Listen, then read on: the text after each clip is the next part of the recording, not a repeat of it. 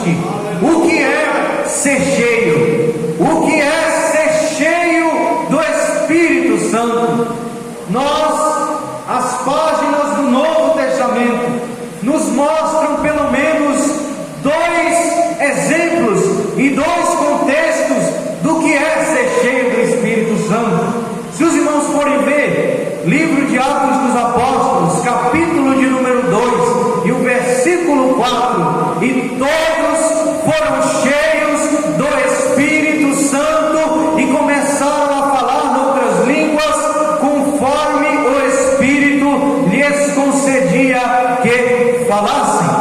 Nós também temos outra orientação, que é esta que nós lemos no livro de Efésios. Portanto, as páginas do Novo Testamento só nos dão dois termos, dois textos sobre pessoas serem cheias do Espírito.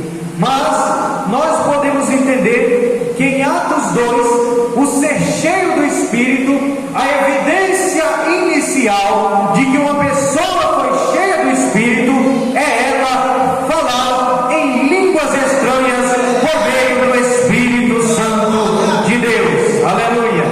Então a primeira evidência de uma pessoa cheia do Espírito de Deus é quando ela é batizada no Espírito Santo. Nós estamos em uma Assembleia de Deus. Eu creio que aqui tem crente pentecostal. Eu creio que aqui tem crente que fala em línguas estranhas por meio do Espírito Santo. Será que tem crente pentecostal aqui nesta noite? Se tem, levante a tua mão para glorificar a Deus. Aleluia. Glória ao nome de Jesus.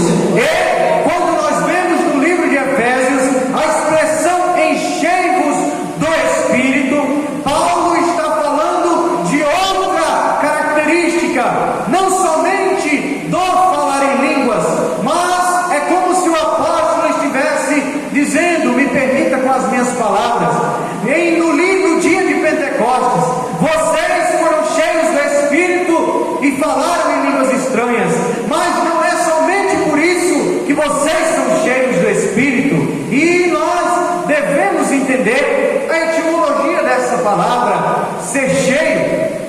Cheio, o sufixo, o termo cheio quer dizer completo, quer dizer pleno, quer dizer repleto. Então o crente que está cheio, ele está repleto, ele está nutrido, ele está completo, ele está transbordante da presença de Deus. Aleluia.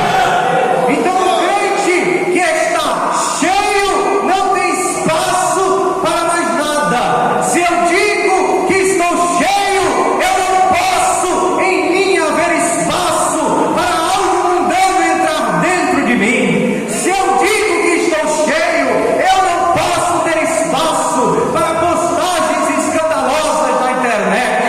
Se eu estou cheio do Espírito, eu não posso sair falando da vida de A, sair falando da vida de B, porque eu estou cheio, e eu não estou cheio de emoção, eu não estou cheio da carne, eu estou cheio do Espírito Santo de Deus. Aleluia.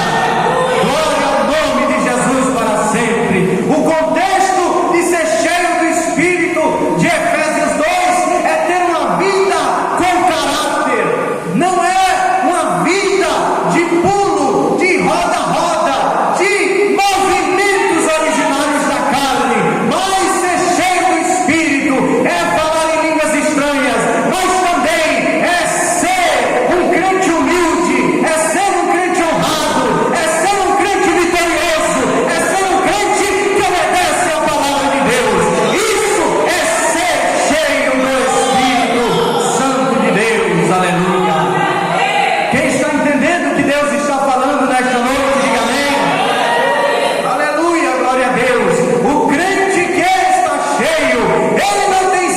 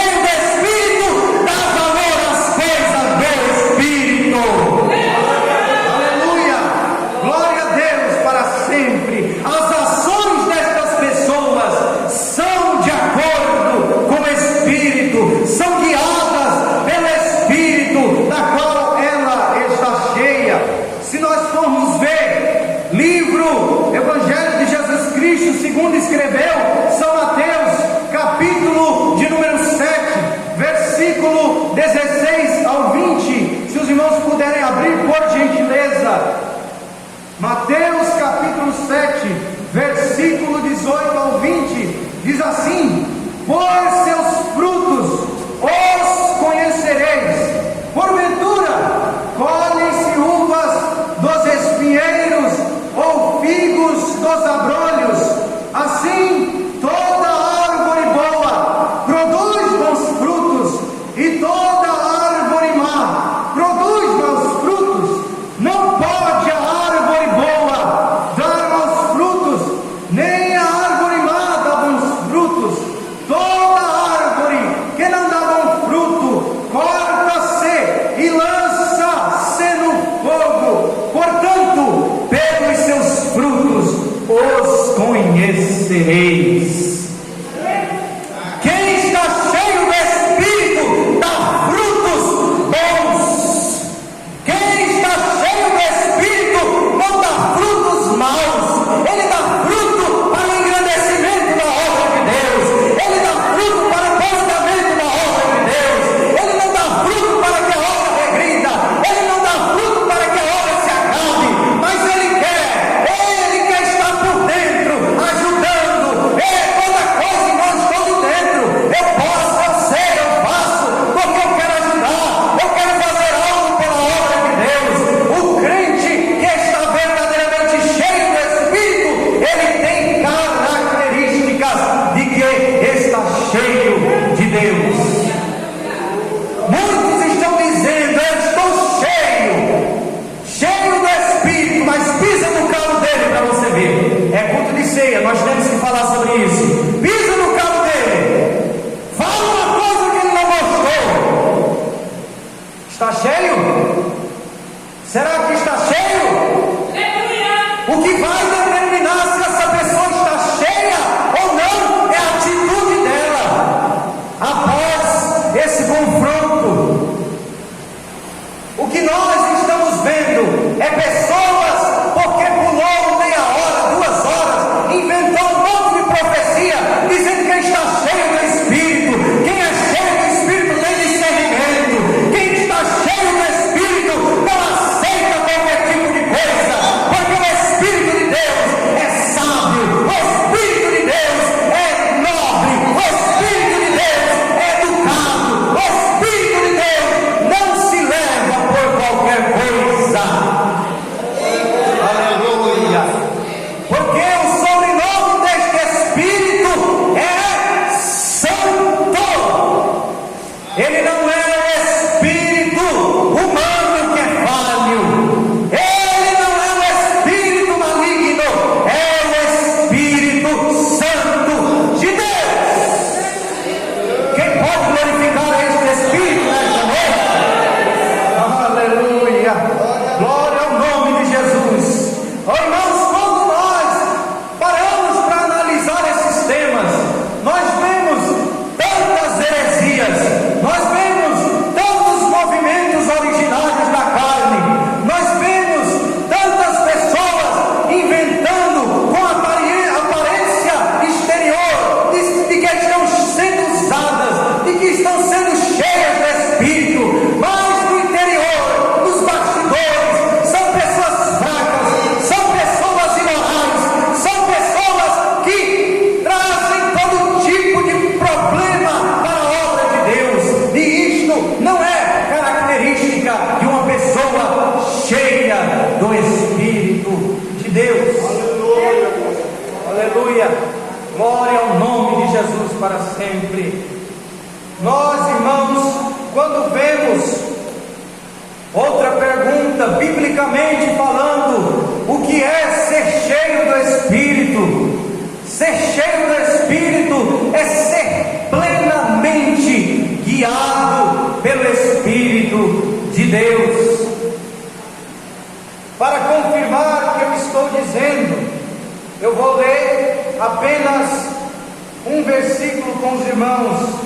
Evangelho de Jesus segundo escreveu São Lucas, capítulo de número 4, versículo de número 1. Os irmãos abram a Bíblia, por gentileza. Lucas, capítulo de número 4, versículo 1, e diz assim: e Jesus, cheio do Espírito Santo,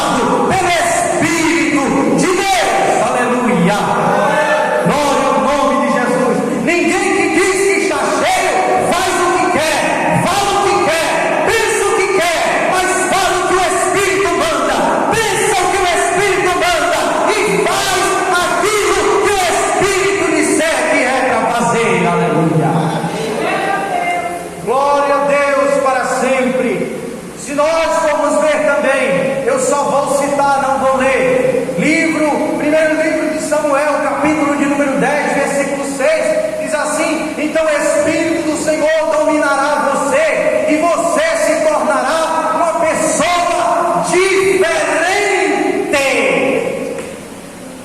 Uma pessoa diferente. Quem é cheio do Espírito é diferente. Quem é cheio do Espírito é diferente. Não é só diferente aqui dentro, viu? É diferente lá fora, no trabalho, na escola, na rua. Ele é diferente. O crente tem que ser separado. O crente deve ser santificado. O que é santificar? É separar-se. É ser separado deste sistema corrupto, deste sistema maligno, que não tem nada que preste para o crente, não tem nada que preste para a vida de uma pessoa que quer servir ao Senhor. O modelo, já falei no início, vou falar novamente, o modelo para um cristão servir a Deus é Bíblia. O modelo para um cristão servir ao Senhor é palavra de Deus. Não é o que ele ouve, não é qualquer pessoa que ele escuta, é Bíblia. Nós estamos vendo tantas pessoas sendo levadas por heresias, porque não compreendem a Bíblia, porque não estudam a Bíblia, porque não estão com a cara enfiada na Bíblia. Qualquer coisa que vem chama a atenção dele, mas um crente cheio do Espírito, ele diz: eu ouvi, a conversa pode parecer boa, mas eu vou consultar o livro dos livros.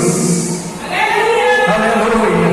Eu vou consultar o livro dos livros, a santa e poderosa verdade de Deus. Aleluia! Glória a Deus para sempre. Tem crente que quer ser regido por profecia, tem crente que quer ser regido por visão, mas a maior profecia está aqui, a maior visão está aqui. Oh, trabalha, suba e coloca a maior profecia está sendo pregada nesta noite. Aleluia! Oh, glória ao nome de Jesus para sempre. Glória ao nome de Jesus. Se nós, irmãos, formos de fato cheios do Espírito Santo, o mesmo Espírito nos levará a ter uma vida santa, a ter uma vida irrepreensível, de acordo com a sua palavra. O Espírito de Deus não é um espírito maligno que se apossa de uma pessoa na hora de um ponto que toca em uma reunião do centro espírita e depois vai embora. O Espírito de Deus, ele está conosco, ele está dentro de nós, ele nos ajuda, ele nos dirige, ele quer criar o seu fruto em nós, mas é quem está cheio. Aleluia! Não dá para ter o fruto do Espírito se não estiver cheio. Então, uma pessoa que tem o fruto do Espírito é cheia do Espírito? É. Como é que o Espírito Santo vai trabalhar se não tiver espaço? Deus, irmãos, não necessita que nós tenhamos apenas o Espírito, mas Deus necessita que nós sejamos cheios do Espírito. Deus necessita neste tempo que a igreja seja cheia. Deus necessita neste tempo que a igreja pare de tantas besteiras, tantas coisas que não levam o Evangelho para canto nenhum, apenas regredem o Evangelho. Mas Deus precisa de pessoas que não valem a Bíblia. Deus precisa de pessoas que não valem o ensino. Deus precisa de pessoas que dão valor à palavra de Deus. Deus não precisa de pessoas que estão atrás de movimento. Deus não precisa de pessoas que querem toda hora estar ouvindo a palavra de autoajuda. Deus não precisa disso. Deus não precisa disso, irmãos. Aí o pastor fica, toma um alimento mais fraco para você não correr para outra. Toma uma palavra menos pesada para você não correr. Esses crentes têm que ir embora mesmo, porque Deus necessita de pessoas fiéis. Deus não precisa de gente que esquenta banco. Dizer, meu Deus, o irmão veio e já está expulsando todo mundo. É Bíblia. É Bíblia. Não estou falando nada de mim aqui, é Bíblia. O sermão de Jesus não era para passar a mão na cabeça de ninguém. E quando ele foi interrogado sobre a mensagem dele, o que foi que ele disse para os discípulos? Vocês querem acompanhar eles? Vocês querem acompanhar eles? Mas a resposta dos apóstolos para Jesus foi uma resposta gloriosa. Senhor, para onde iremos? Oh, aleluia. Só tu tens as palavras de vida eterna. Aleluia. Aleluia. Só Ele tem as palavras de vida eterna que a igreja necessita ouvir. Aleluia. A advertência bíblica para a igreja é: quem tem ouvidos, ouça o que o Espírito diz às igrejas. Aleluia.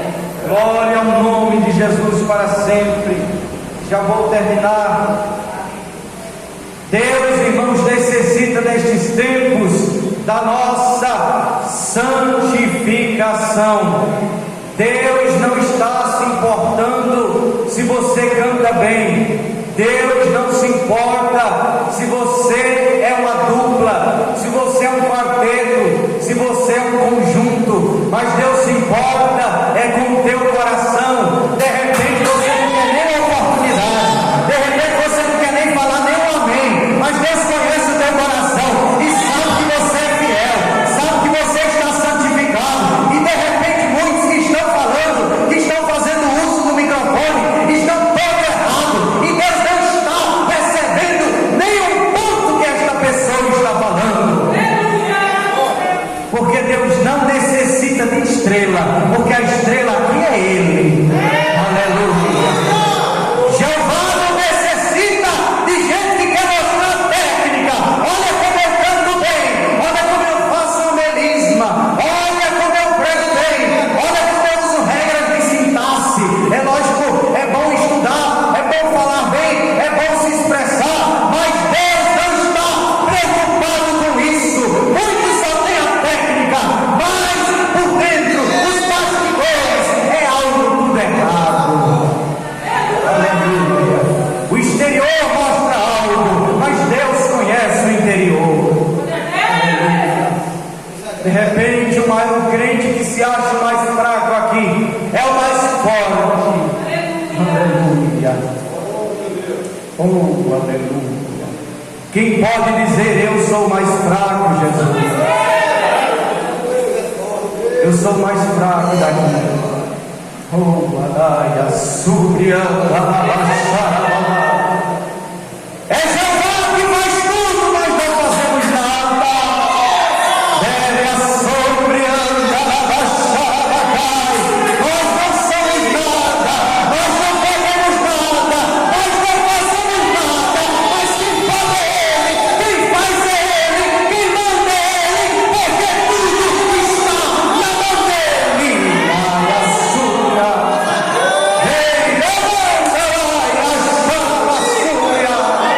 Se eu prego bem, Deus seja louvado. Se eu louvo bem, Deus seja sempre louvado.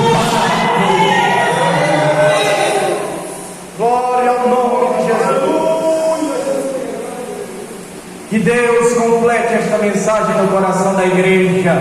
A igreja necessita, não é uma opção. A igreja necessita ser cheia do Espírito.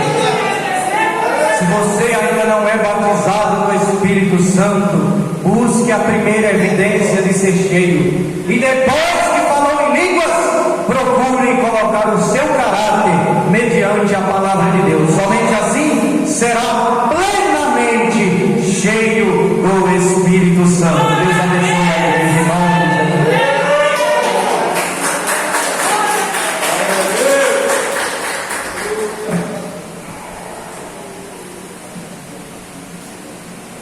Deus, meus amados irmãos, eu vos saúdo com a paz do Senhor Jesus, amém?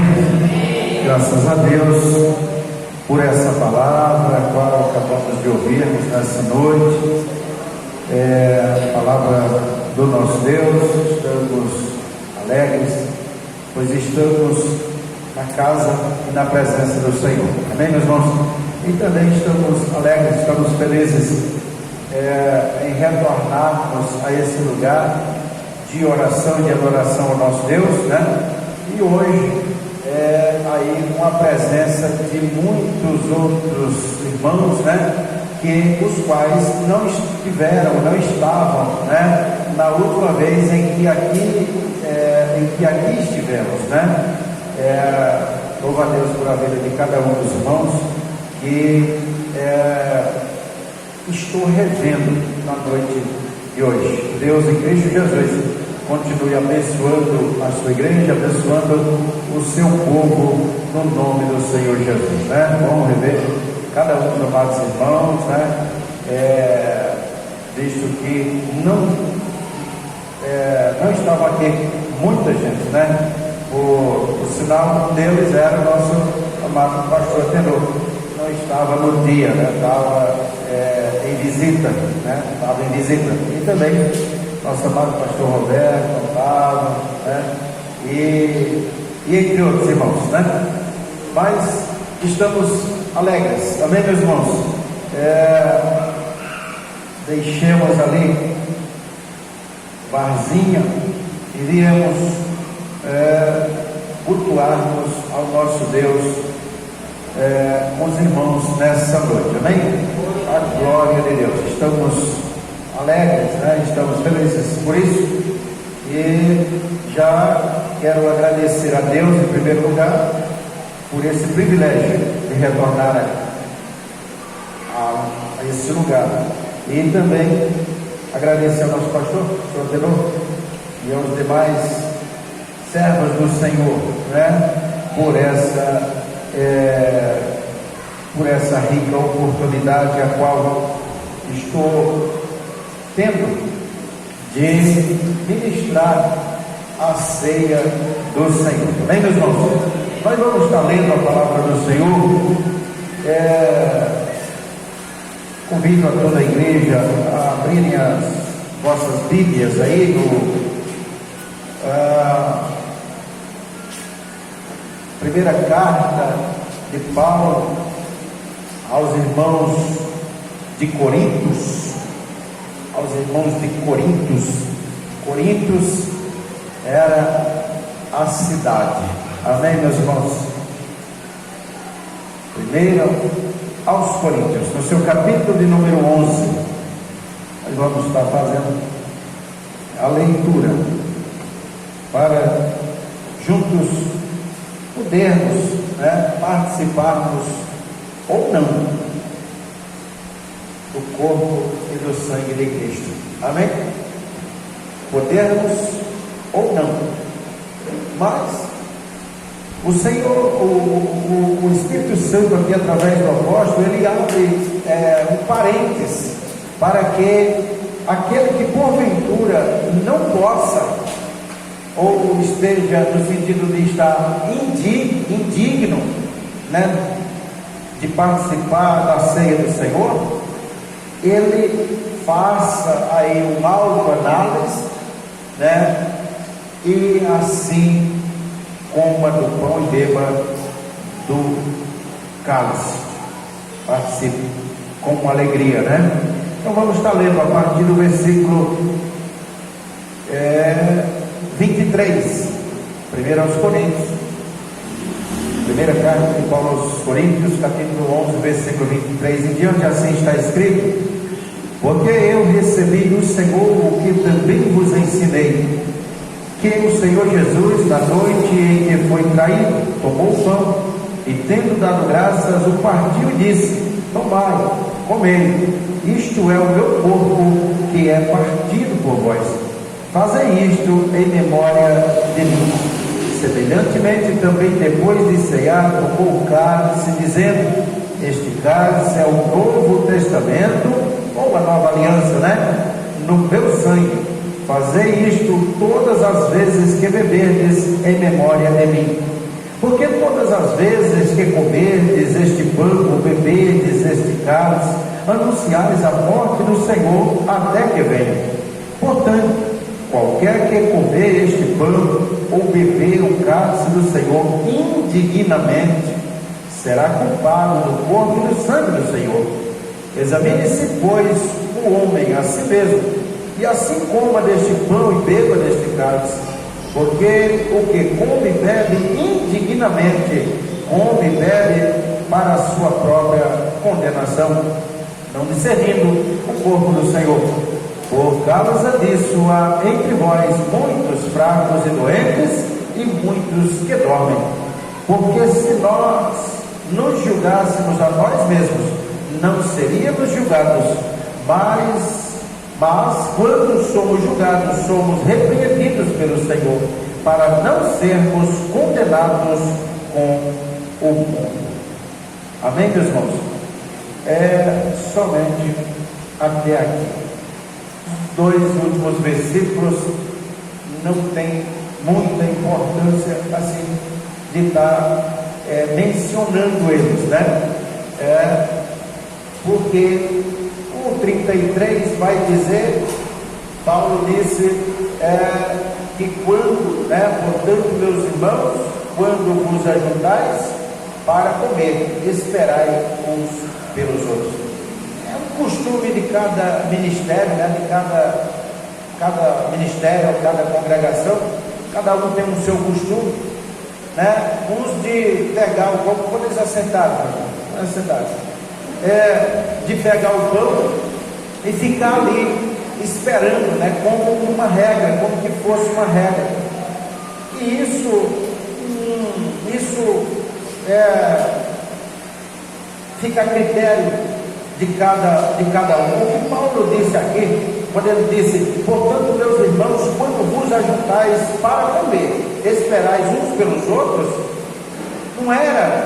ele não está se referindo mais à ceia do Senhor, ao pegar o pão e ficar ali esperando que toda a igreja, imagine uma congregação, com 100, 150, 200 membros, 300, 500 pessoas, esperar que todo mundo receba o pão, para que após todos pegarem o pão na sua mão, comerem todos juntos. Paulo estava se referindo aqui à ceia santa do Senhor, porque na época o povo, uma ceia que havia. Então, na hora, aqueles que de maior posição chegavam antes na ceia, para com a ceia, e começavam a comer de tudo ali, comer a comida toda ali, e deixava aqueles que não tinham tantas condições, de chegarem juntos com eles, e aí comer. Isso é falta de ética, meus irmãos? É falta de ética, é falta de respeito, a pessoa tipo assim, querer as coisas somente para si. Já é o que? Um egoísmo, um egoísmo da parte de cada pessoa que assim faz, Então, Paulo, por isso ele disse: olha, quando comerem, esperem, quando chegar, se ajuntar, esperem, não comam. Mas aqui fica a critério de cada um. Uns espera, outros não espera, e aí fica a critério de cada um. Mas o importante é a pessoa fazer uma autoanálise da sua vida, examinar-se a si mesmo, como que está a vida da pessoa diante de Deus, diante da sociedade, se realmente está na posição para participar, da ceia do Senhor, assim, sem precisar arrepender-se, pedir perdão ao Senhor, e tudo. Não é que a pessoa, eu estou indigno, eu não posso, eu pequei hoje, nós pecamos a todo momento, amém, meus irmãos? Nós pecamos a todo instante. instante, mas a Bíblia diz que nós temos um advogado, advogado esse, Jesus Cristo,